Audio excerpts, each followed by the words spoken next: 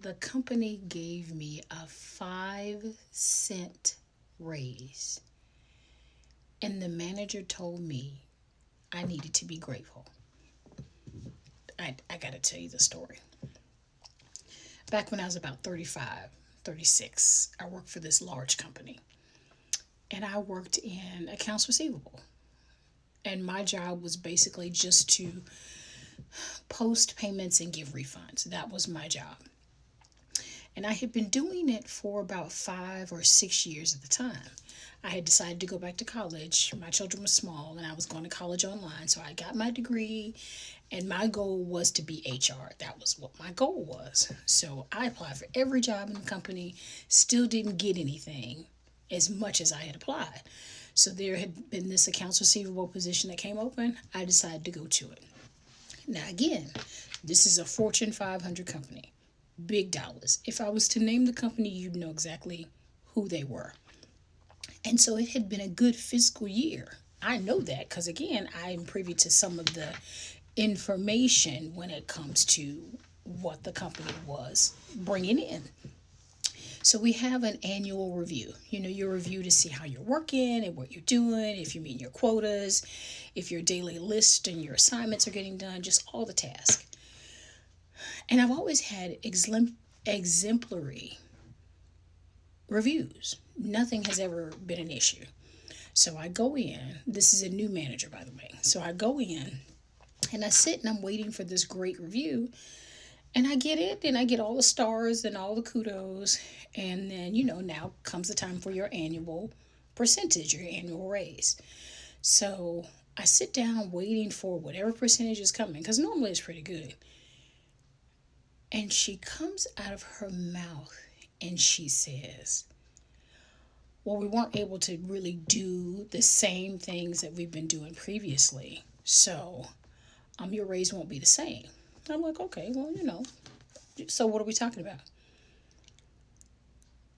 She gave me a 5 cent raise.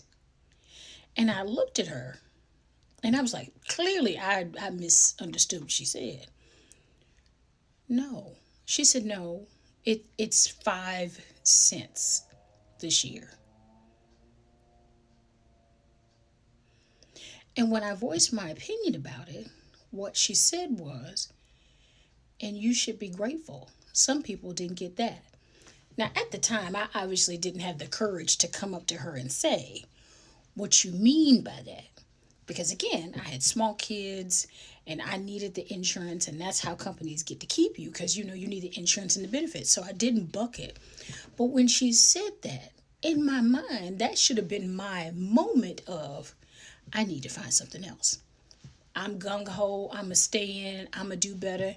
And every year after that, 5, 7, 8 cents, and I stayed.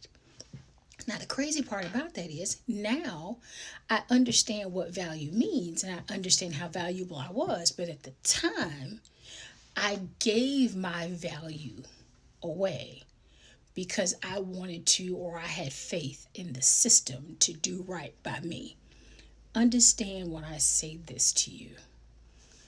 The only person concerned about you outside of God is you.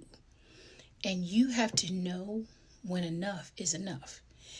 In my journey to know what my value is and what I bring to every situation, I have to decide how I'm going to use whatever skill set I have, whatever knowledge I bring, whatever ideas I have, and decide whether or not I'm going to let you use that for your benefit or for mine. So this is the lesson I learned. And I thought about it today because, again, it's annual review time, but I'm someplace else now. What am I willing to put up with? And how long would I be willing to put up with it? I have a few words this time if it doesn't go my way. But just know, this time, I'm going to have plenty to say. I'm just saying.